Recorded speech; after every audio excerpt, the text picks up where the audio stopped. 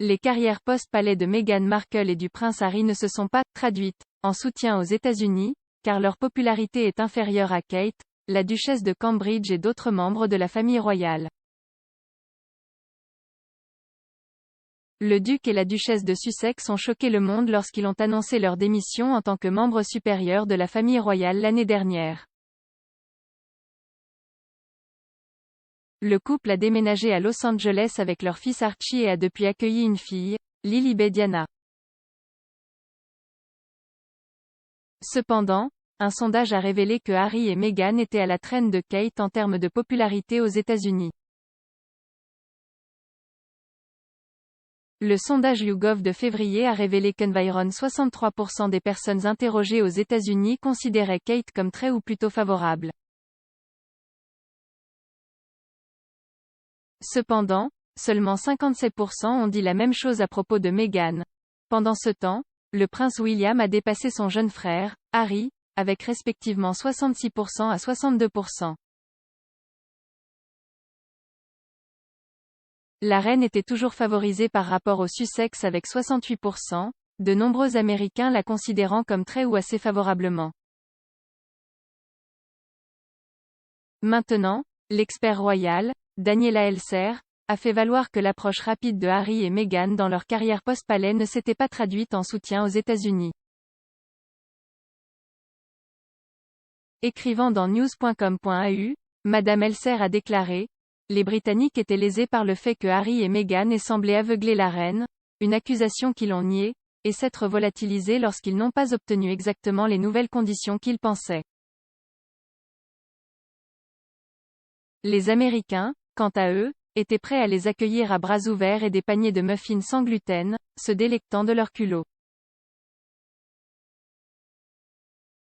Elle a écrit plus tard: ce qui est si frappant à propos de ces chiffres YouGov, c'est que l'approche franche des Sussex va vite et casse les choses pour leur carrière post-palais ne s'est pas traduite par un soutien massif au duo aux États-Unis.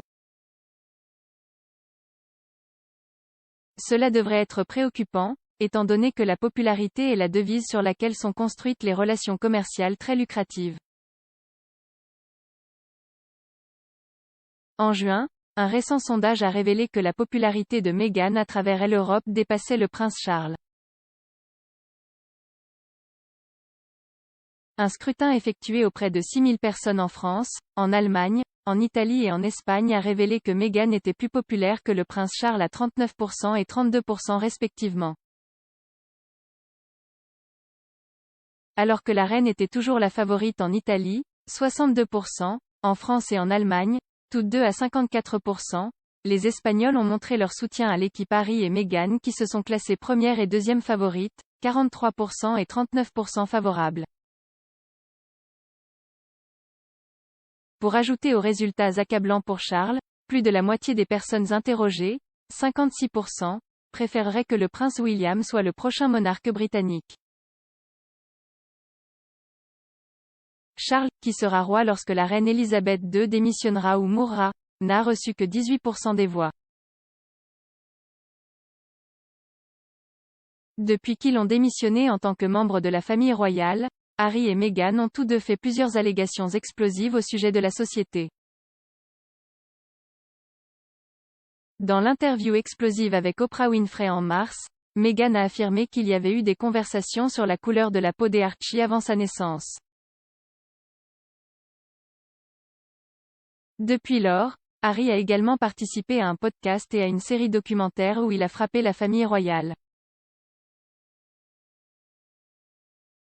En mai, le duc de Sussex est apparu sur le podcast Armchair Expert où il a déclaré qu'il ne voulait pas transmettre la douleur de sa propre expérience à ses propres enfants.